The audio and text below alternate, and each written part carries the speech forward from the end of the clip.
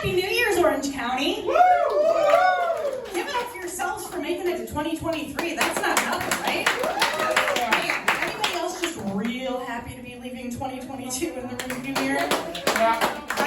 I'm not even jumping into this year enthusiastically. Like, I kind of feel like one of the final girls in a horror movie that's just like covered in blood with a machete walking out of a burning building. Like, no sudden movements. Let's just keep going. Nobody say anything. Seasonal effectiveness is really getting me this year too. Like, I used to love rainy weather. I spent most of the early parts of my life in Chicago and Florida, so I'm not scared of rain. But now I'm like super bummed out. I'm like officially a Californian. Now I just have to start putting on more sparkles the more depressed I am. Next week might just be body glitter and headdresses. Who knows? Who knows? Oh man, anybody suffer from anxiety in here? I'm usually never alone. Like, I've been having a lot of those nightmares lately where you're just like falling in your sleep, like wake up in a pool of sweat. This week my husband was like, that was a real bad one. What was that about? And I'm like, I dreamt I committed a comedy atrocity. And I'm now relegated to doing comedy forever in the basement of a cheesecake factory. And I'm only allowed to do shrimp-based comedy. He's like, you don't look super bummed about that. And I'm like, well, it's really nice to have a guaranteed audience and venue. That doesn't always happen, I'm just mad I didn't put myself in a bubblegum shrimp company. Like, that makes way more sense, right?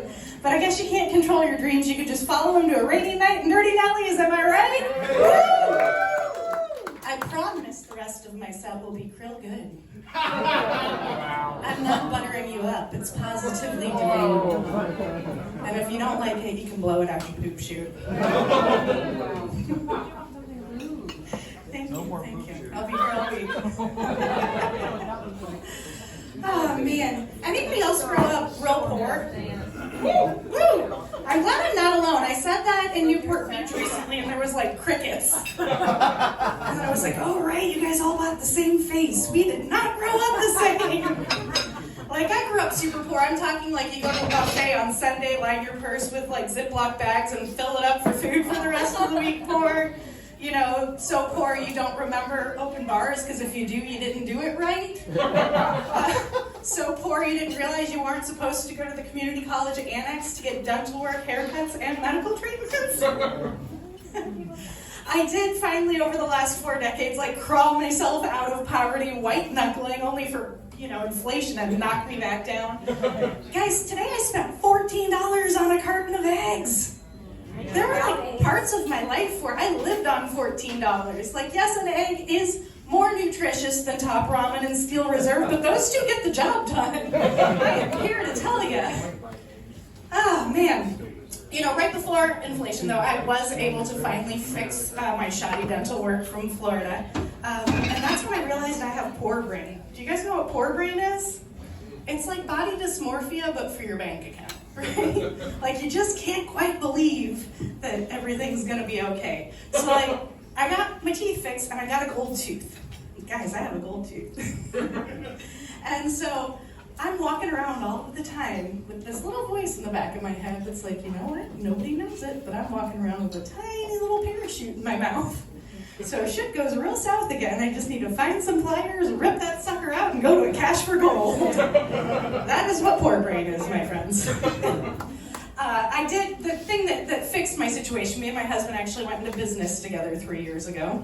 Thank you. Guys, we own a psychology practice. That's how crazy this is. Like, I was raised super romantic, and so I never really saw marriage as a business transaction. It 100% is. And when you go into business together, you're like really doubling down on that shit.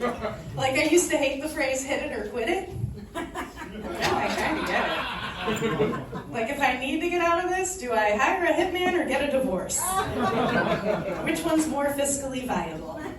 I do live in Long Beach, so probably get a discount on the hitman.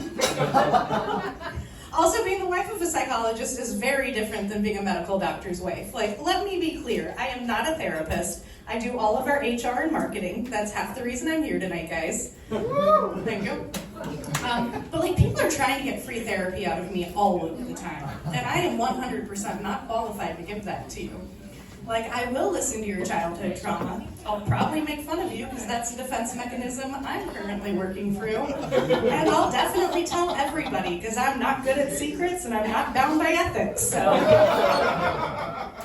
Ironically, my parents are not at all proud that I work in the mental health industry. Like, I grew up performing, and so that's what they see me as. And so when people ask them about us, they're like, well, Sarah's husband's a clinical psychologist, and she tells dirty jokes for a living. I'm like, oh, guys, it's so cool you think I make a living doing this. I've seen it.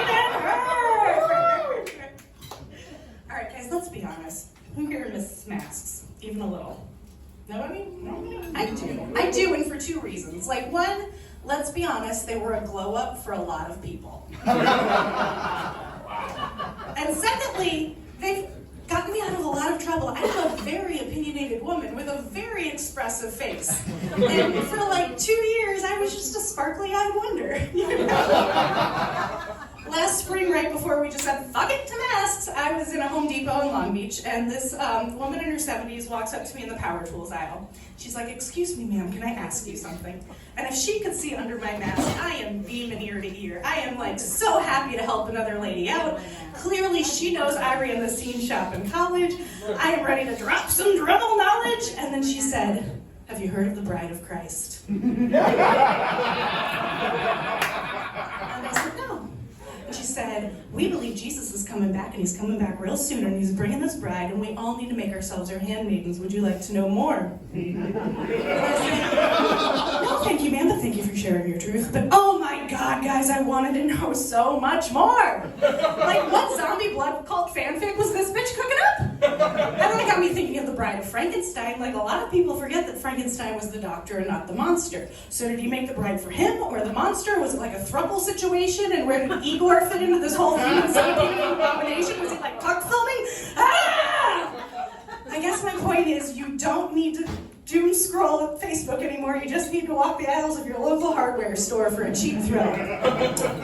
Guys, before I get out of here, I just want to share a product that I've come up with. This is another, chink in my out-of-poverty plan, so if any of you guys are venture capitalists, talk to me after the show.